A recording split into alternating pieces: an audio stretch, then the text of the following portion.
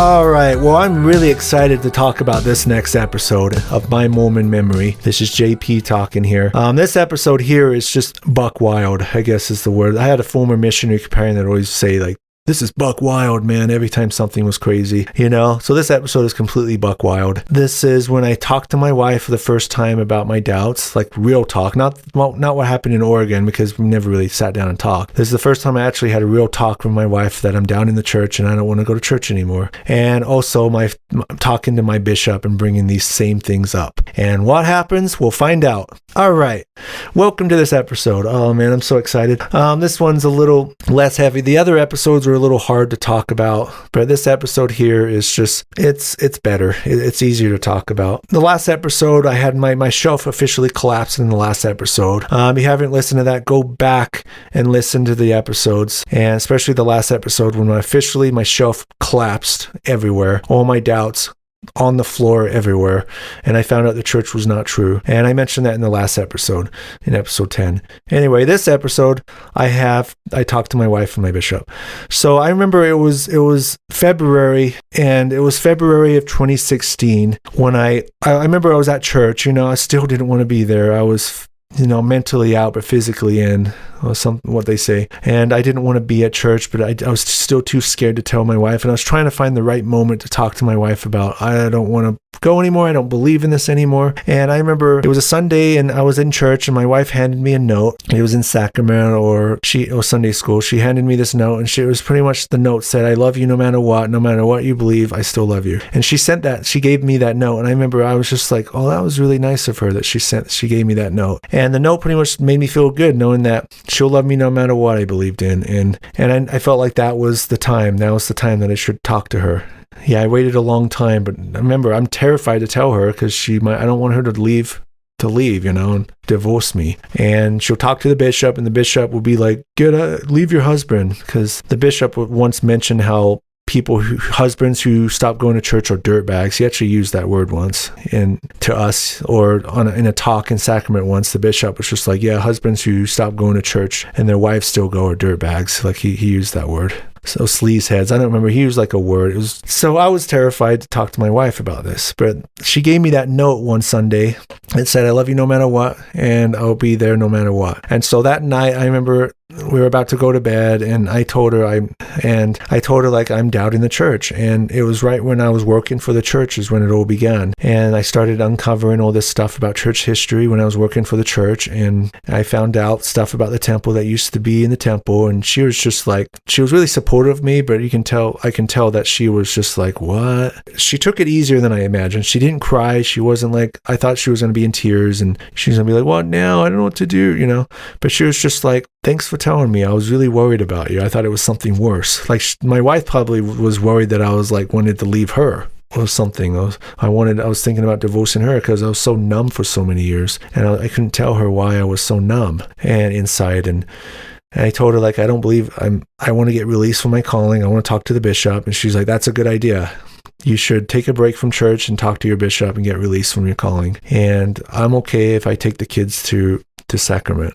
And I'm just like, oh, finally, it was so nice getting that weight off my shoulders. But at the same time, my wife was really stressed out about that. She did a really good job of pretending that nothing was wrong. She was really stressed because she still believed, and she thought I was crazy because she's thinking, oh, another person leaving the church. I don't know. And just like my brother-in-law, you know, and just like a few other people, her hair people who used to cut her hair, they left the church because they found a bunch of material online, you know, same thing. And she's just like, oh, another person, you know. But she was really supportive of me, but I can tell it was really stressing her out. It really stressed her out and made her feel really bad. And so I had the long talk with my wife and that night, and I felt really good the next day. The weight was off my shoulders. And then I emailed my brother-in-law who left the church a couple of years earlier, and we met up for lunch and we talked about stuff, and it's just like the same issues. I'm just like, okay, I felt like a complete weight was off my shoulders. I felt like things are going to be better now because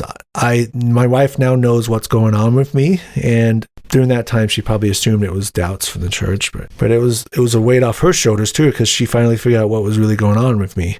So it was really hard suffering in silence like that for both of us. It's really damaging. It's really damaging to hold stuff in like that. You got to be honest, And so I told her, and then a couple of weeks later, I set up an interview with my bishop, and he was actually a younger bishop. He wasn't an older bishop. He was probably late 30s, 40s. He was probably early 40s. And I met with the bishop, and it didn't go the way I wanted it to. Let's just put it that way. So I set up the bishop interview, and I met with the bishop one afternoon and sat down in his office. And I've sat down in this office a few other times during like tithing settlements and stuff. I sit down, and he's probably just like, what do you want? And I'm just like, could I get released from my calling to elders quorum? And he was just like, okay, well, why do you want to do that? And I'm just like, so I go off, I unload everything. Like, oh, I don't believe in the church anymore. I found out all this stuff about Joseph Smith having being a polygamist, and the temple changes and stuff, and the way you guys treat gay people and stuff. And this was right after the whole November 2015 policy that they had, where they have since reversed it again, but they had it so if there was any gay people in the family, they could not take the sacrament, they couldn't get baptized if they had parents that were gay. That's pretty much what the policy was. It was very hurtful and just messed up. And it pissed a lot of people off, and a few years later they reversed it again. But it's referred to as the November policy, if you can look it up. But yeah, really hurtful towards the LGBTQ plus community. And I was really bothered by that too. And I'm just like, that's not Christ-like. They shouldn't treat people like that because they have, and they get punished because of their parents. I mean, that's just, even that, it's just getting punished because of their parents. I'm just like, that's messed up. And I told him that, and he looks at me and he's just like, you support gay marriage? And he's like, why? He gave me like the most disgusted look on his face, like, why? He's like, you support gay marriage? Why? And I remember the look on his face. He just had a look of like shock and disgust. He's just like, why? I'm just like, well, love is love, and I kind of just go off about stuff. I'm just like, it's, and I'm just like, yeah, I have a problem with people committing suicide because they're gay, and the church is saying all this anti-gay stuff. Oakes gets up and Packer gets up and just says like, you're broken because you're gay, and you can, and gay is bad, and being gay is bad. And there's people in the church killing themselves because they think they're broken, because they're gay and they can't tell anyone. I mean, I went 2 or 3 years holding in my doubts. I can't imagine what it'd be like to be gay in the church and hold that all in too. So I sympathize with these people. Can't imagine. And there are people killing themselves because, especially with this stupid November policy that they came up with, where gay people should be punished if their parents are gay, And it's just, this is hurting people. And he looked at me, and I told him this. I'm like, I'm concerned about all the people killing themselves right now. And he looked at me. He's just like, what does it say in the Bible? A man and a woman should marry. And he wasn't like a real asshole. He wasn't like a real like drill sergeant kind of like strict, like asshole Mormon, that there's plenty of. He was kind of just more disgusted and shocked. He was just like, what? Like, what? Okay. Never heard of that before. Okay. He kind of made it, at the same time he had a look on his face. The funny thing is, I look back at this, he had a disgusted look on his face, like, why do you support that? Why do you believe that? What? Never heard of that. But he also had the same look on his face when I was talking to him at first. Like, he had the look on his face like, oh, not again. Another member in my ward's leaving the church now. Not again. Now it's you. And he had the look on his face like, here we go again. Another member having doubts. That's pretty much the look. He had a very look on his face where it's just like, another one. He wasn't a terrible person, but I feel like he could have approached this better, and he didn't really know what to do. I really think he just didn't know what to do. But I just remember how he was just like, you support gay marriage? I mean, the guy had like eight sons. He had nothing but sons, and I imagine there's a chance that one of them might end up being gay, and I really hope that he does not feel the same way when his kids are grown up, and one of them might be gay. I really have a chance. There's a good chance that might happen, and I really hope that he's good to this. He treats all of his kids equally, and he, changes his heart. But I felt like he was very, very, very anti-gay, very he was all about stay in the boat kind of Mormon, it just wasn't the right approach. And he even looked, and then I brought up the whole Joseph Smith went after 14-year-olds. He married 14-year-old girls, and he loved 14-year-old girls, and he was in his 30s. And the bishop looked at me, and I can't remember what he said word for word, but he shocked me what he said. He's just like, well, 14-year-old girls aren't bad, brother. I see the women, the 14-year-olds in my ward here, and they have such a good spirit. And I'm just like, what? I'm like, you're telling me it's okay for a 37-year-old to marry a 14-year-old girl? I didn't say that, but in my head, I'm just like, where are you going at here, Bishop? This is kind of creeping me out. And I was just like, I'm ready to walk off and get out of here because this is getting a little creepy. He's all saying stuff like, oh, 14-year-old girls are so spiritual and special. And he was justifying the fact that it was okay for Joseph Smith to marry those young women because they have such a good spirit. I'm just like, that is the creepiest thing I've ever heard, Bishop. And like I said, he wasn't a terrible person that I know of, but he just didn't know how to approach this. He was completely flabbergasted by my doubts as well. I felt like he probably didn't imagine me leaving the church because I was always a yes man. I'm like, yeah, sure. Unfortunately, I have a history of being a yes man, saying yes all the time and having a hard time saying no to things and, following the leaders. But he was just like, okay, well, he told me like, if it's probably okay to doubt the church, but don't just stop researching this stuff. Stop having doubts. It's okay to have doubts. We all have doubts, but stop it now. Do not stay on the boat. Do not leave the church. Do not have doubts or bad things are going to happen to you and your family. And he said that. He's like, bad things are going to happen to you and your family. And I'm just like, oh my gosh. And I was just like, okay, Bishop, I guess we're done here. And he even said like, come back. Let's reschedule a month from now and see where we're at. What are some of the books that you mentioned? And I mentioned CES Letter. I mentioned View of the Hebrews. He's like Rough Stone Rolling and No Man Knows My History. All these so-called anti-Mormon books.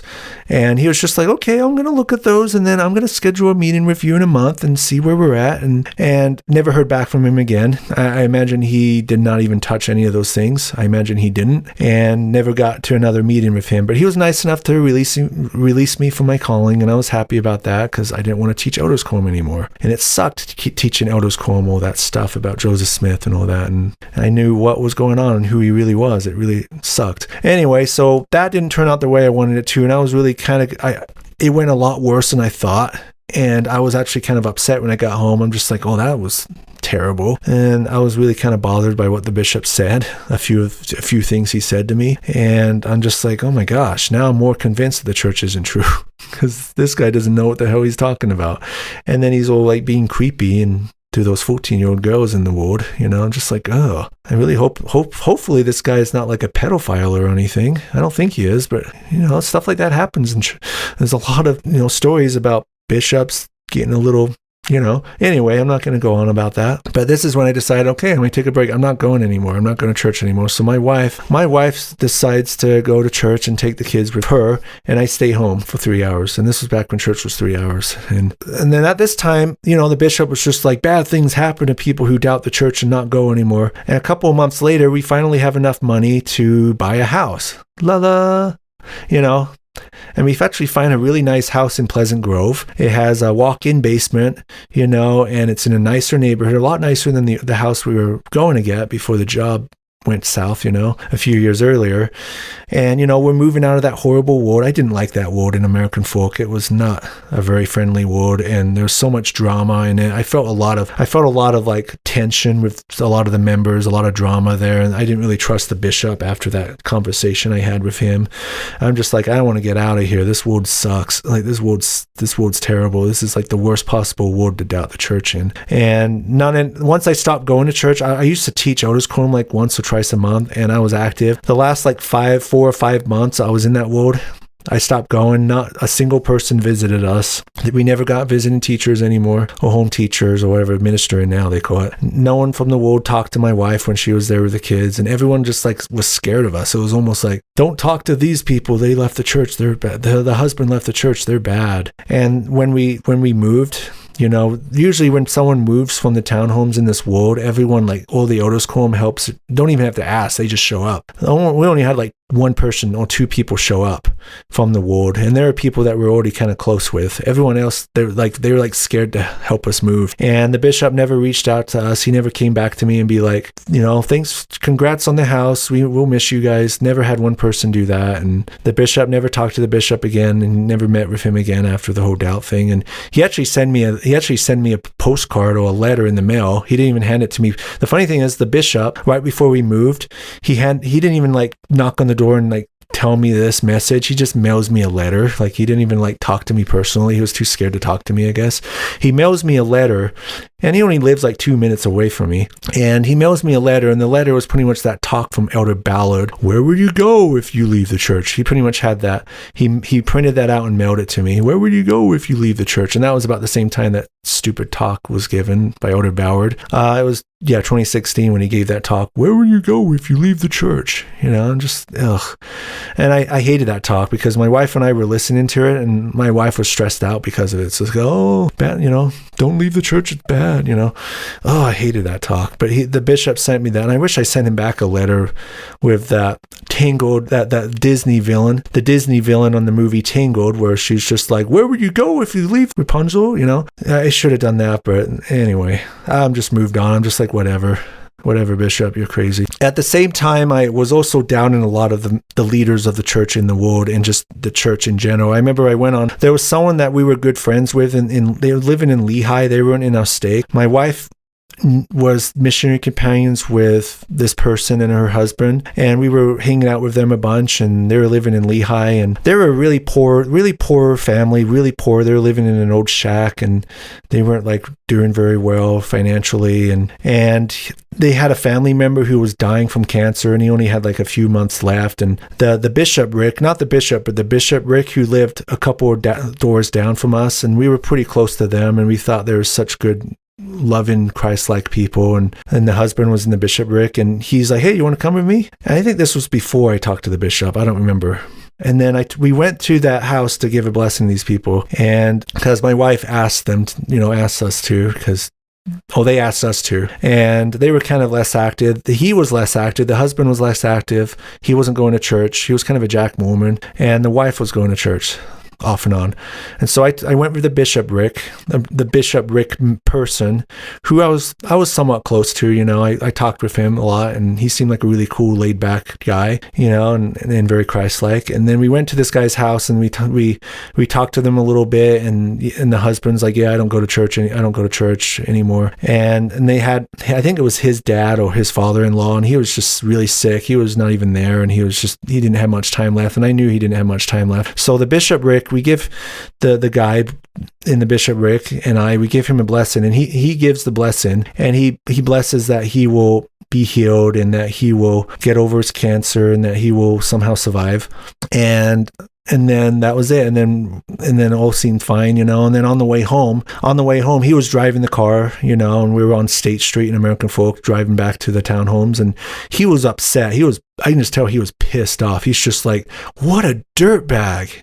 And this is what he said. I'm just like, huh? He's like, yeah, the husband, why does he not go to church? Why can't he just support his wife at church? Why did he leave the church?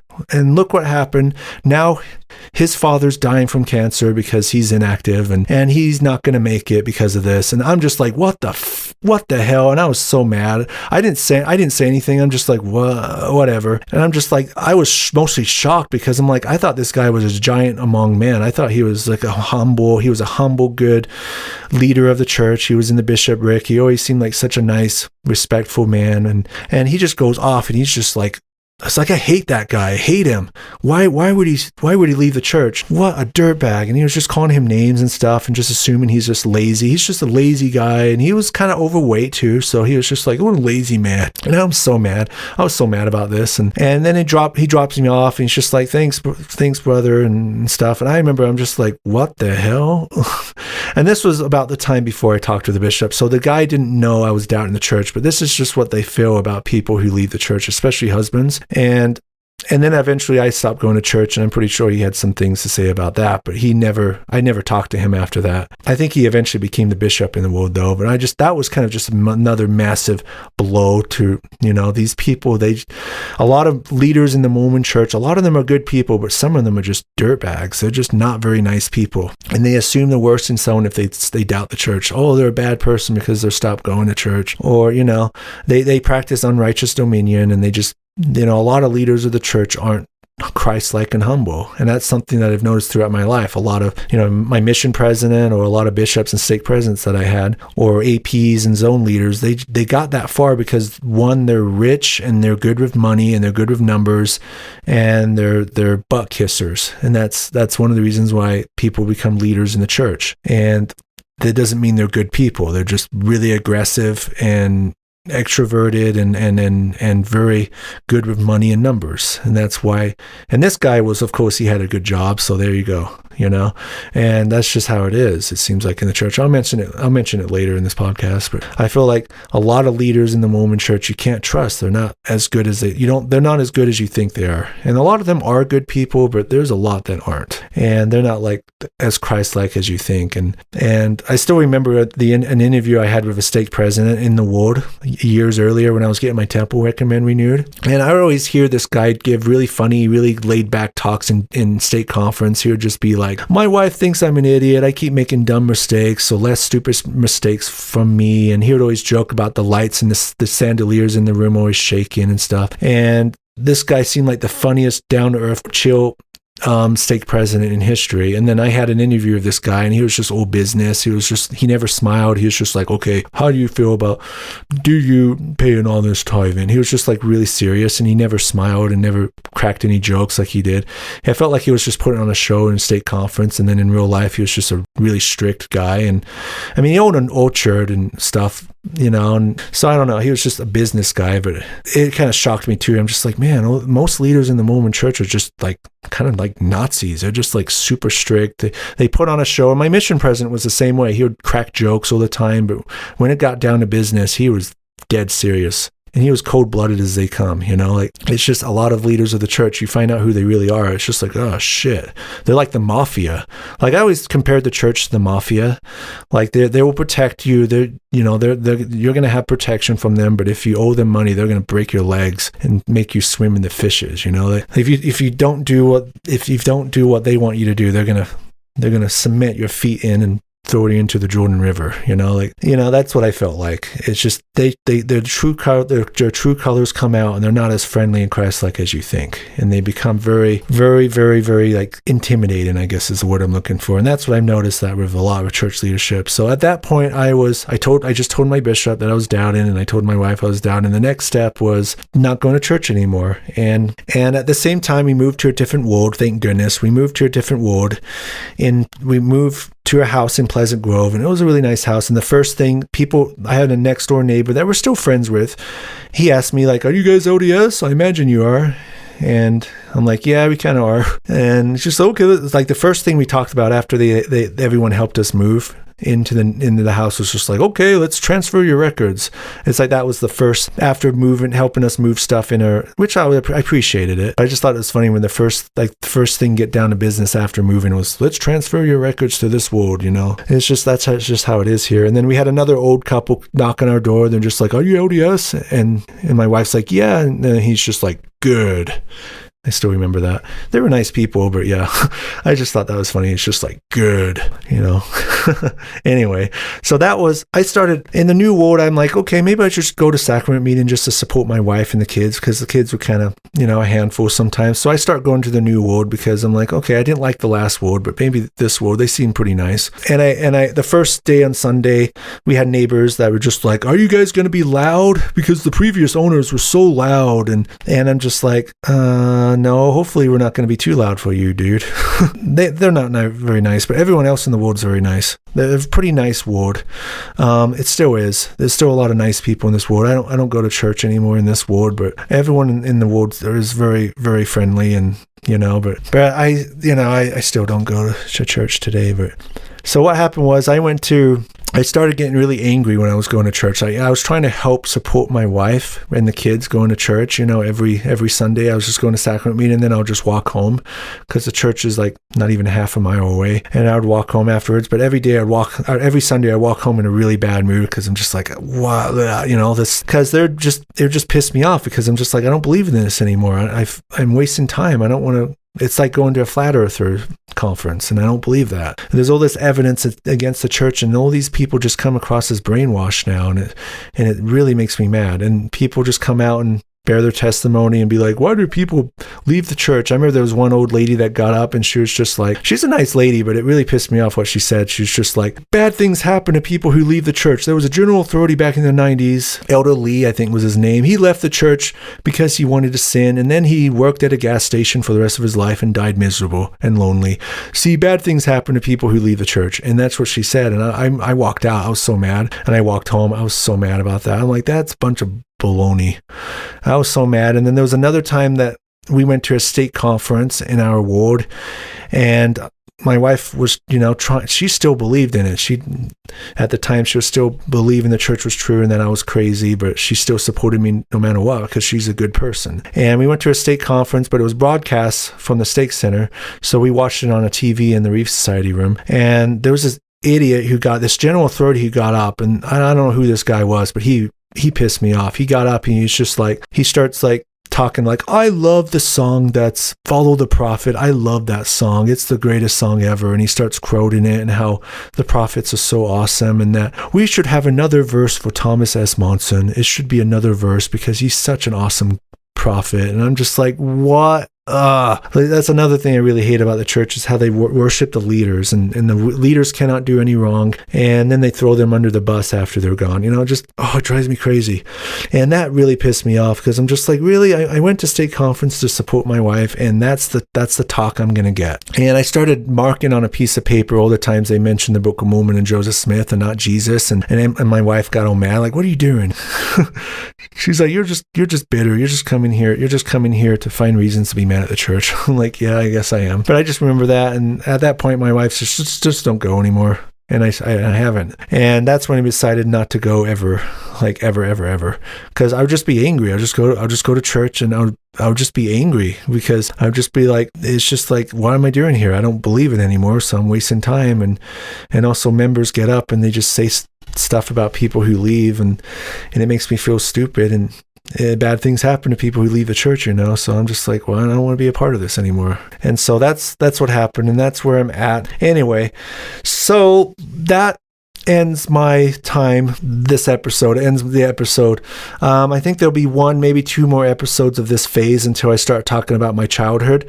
It would be phase 2, my Mormon upbringing. Thanks for listening. The next episode, I'm going to talk about how my brother and my sisters and everyone else in my family left the church, and how they left the church and why they left the church. And then I talk about the time when I talked to my dad and brought up the doubts of my dad and how he responded and stuff like that. And then after that, I'm going to get to phase 2 and talk about my childhood and my whole story there. So anyway, thanks for listening. Subscribe, review the podcast, and listen to the next one. Thank you. Bye.